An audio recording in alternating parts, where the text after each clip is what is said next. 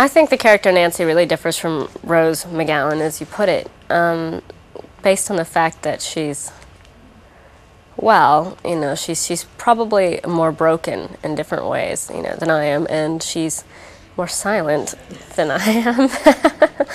I definitely have my 2 cents. Hey, I'd like to offer this up, you know, and she definitely keeps to herself, and she's kind of more of a woman. I still like to think of myself on that kind of like girl woman thing that I kind of flip-flop on, and she's definitely a lady, you know, and so it's interesting to play that, you know, and it's interesting, you know, I had a friend that came up, and he asked me, is this what you're going to look like when you're an adult?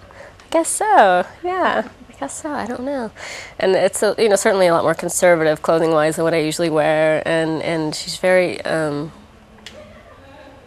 of old-fashioned in a way, which is really nice to play because, as I said before, you do get, you know, I get to be me 24 hours a day.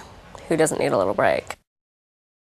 It is fun to play this character and to be around all the characters, of whom none of their traits are really spelled out in the first 10 minutes, or you think they are their traits, but then that all gets turned on their ear, and you think, you know, one scene from the next, oh, that's the bad guy, or she's the bad girl, or this is the person. And it's great when everything is turned on its ear. I, as an audience member, always like surprises, and so it's fun to kind of be involved in that, and just the general whodunitness of it all is really fun. I did some of my own stunts, and some went well, and some didn't go so well for me. On my second day of shooting, you know, we were up on the mountain, and I had to drive the snowmobile and pretend like I was going to hit, or really try to hit Jason, you know, in the movie. And, you know, the snowmobile the director wanted was, the look-wise, was from the 70s, and it had metal handlebars, and it was just so cold that it was like, you know, when you stick your tongue to a metal pole, you can't get it off. And so a little too late in this action sequence, I couldn't get my hand off the throttle. I was like, ah!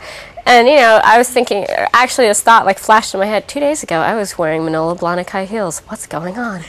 You know, and I just smashed basically into the side of a mountain, but, you know, knock on wood, it could have been a lot worse. It was more, I was just kind of laying there stunned, like, what just happened to me?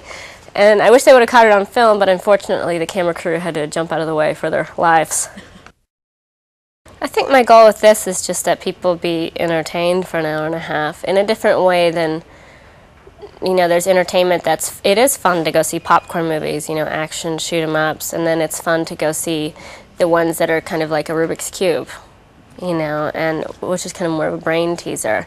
And I think that's, you know, why this one would be fun to go see. And I also think that it's nice to see kind of old-fashioned filmmaking. For me, anyway, I like that. And I know that there are other people out there that like that as well, you know, just kind of a well-crafted film. And I think that's definitely what we've got.